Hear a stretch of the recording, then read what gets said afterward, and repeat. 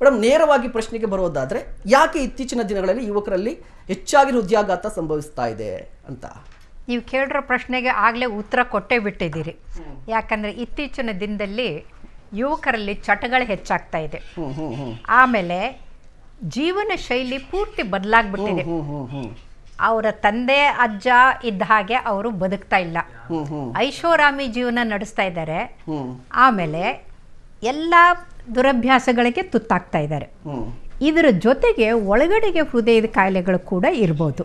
ಹಾಗಾಗಿ ಒಂದು ಕಾಲಕ್ಕೆ ಅಂದರೆ ನಾನು ಪ್ರಥಮ ಬಾರಿ ಹೃದ್ರೋಗ ತಜ್ಞ ಆದಾಗ ನಾನು ನೋಡಿದ್ದೇನೆಂದರೆ ಮಕ್ಕಳು ತಂದೆ ತಾಯಿನ ಕರ್ಕೊಂಬರ್ತಾಯಿದ್ರು ಆಸ್ಪತ್ರೆಗೆ. ಈಗ ತಂದೆ ತಾಯಿಗಳು ಮಕ್ಕಳನ್ನ ಕರ್ಕೊಂಬರ್ತಾ ಇದ್ದಾರೆ.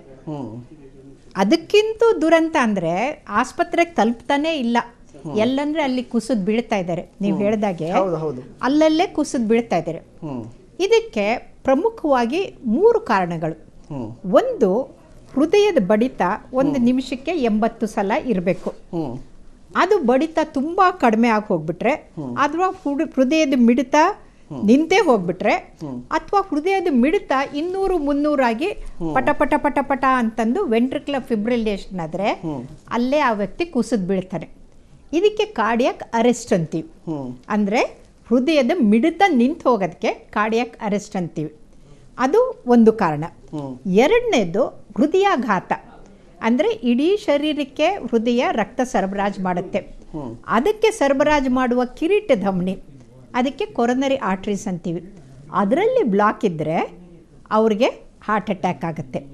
ಹಾರ್ಟ್ ಅಟ್ಯಾಕ್ ಆದವರು ತಕ್ಷಣಕ್ಕೆ ಸಾಯಲ್ಲ, ಆದರೆ ಅವ್ರಿಗೆ ಲೆಫ್ಟ್ ಮೇನ್ ಅಂದರೆ ಇಡೀ ಲೆಫ್ಟ್ ಸೈಡ್ಗೆ ಹೋಗುವಂಥ ಮೇನ್ ಆರ್ಟ್ರಿ ಇದೆಯಲ್ಲ, ಅದು ಬ್ಲಾಕ್ ಆದರೆ ಅವರು ಸಡನ್ಲಿ ಕೊಲ್ಯಾಪ್ಸ್ ಆಗ್ಬೋದು. ಅಂದರೆ ಆಸ್ಪತ್ರೆಗೆ ಬಂದು ಮುಟ್ಟೋ ಮೊದಲೇ ಅವರು ಸಾಯ್ಬೋದು. ಇಲ್ಲ ಅಂತಂದರೆ ಹಾರ್ಟ್ ಅಟ್ಯಾಕ್ ಆಗಿ ಆಸ್ಪತ್ರೆಗೆ ಬಂದು ಅದರಿಂದ ಕಾಂಪ್ಲಿಕೇಶನ್ಸ್ ಆಗಿ ಅವರು ಸಾಯ್ಬೋದು. ಇನ್ನು 3ನೇದು ಅಂದರೆ ಅವರಿಗೆ ಆನುವಂಶಿಕವಾಗಿ ಬಂದಿರೋ ಕಾಯಿಲೆಗಳಿರುತ್ತೆ. ಅದಕ್ಕೆ ಹೈಪರ್ಟ್ರೋಫಿಕ್ ಆಬ್ಸ್ಟ್ರಕ್ಟಿವ್ ಕಾರ್ಡಿಯೋಮಯೋಪತಿ ಅಂತೀವಿ.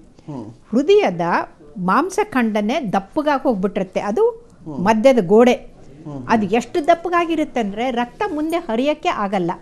ಅವ್ರು ಏನಾದರೂ ಆ್ಯಕ್ಟಿವಿಟಿ ಮಾಡಿ ಶ್ರಮ ಮಾಡಿ ಆಟ ಆಡಿದರೆ ಇದ್ದಕ್ಕಿದ್ದಂಗೆ ಲೆಫ್ಟ್ ವೆಂಟ್ರಿಕಲ್ ಅಂದರೆ ಎಡಗಡೆ ಒತ್ತಳ್ಳುವ ಒಂದು ಇರುತ್ತಲ್ಲ, ಅದು ಬ್ಲಾಕ್ ಆಗಿಬಿಟ್ಟು ರಕ್ತ ಹರಿಯೋಕ್ಕೆ ಆಗದೇ ಅವರು ಸಡನ್ಲಿ ಕೊಲ್ಯಾಪ್ಸ್ ಆಗ್ತಾರೆ, ಸಡನ್ ಡೆತ್ ಆಗುತ್ತೆ.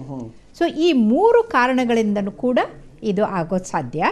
ಹಾಗಾಗಿ ಹಾರ್ಟ್ ಅಟ್ಯಾಕ್ ಅಂದರೆ ಹೃದಯಾಘಾತ, ಅದು ಬೇರೆ. ಕಾರ್ಡಿಯಾಕ್ ಅರೆಸ್ಟ್ ಅಂದರೆ ಹೃದಯ ಸ್ತಂಭನ, ಅದು ಬೇರೆ.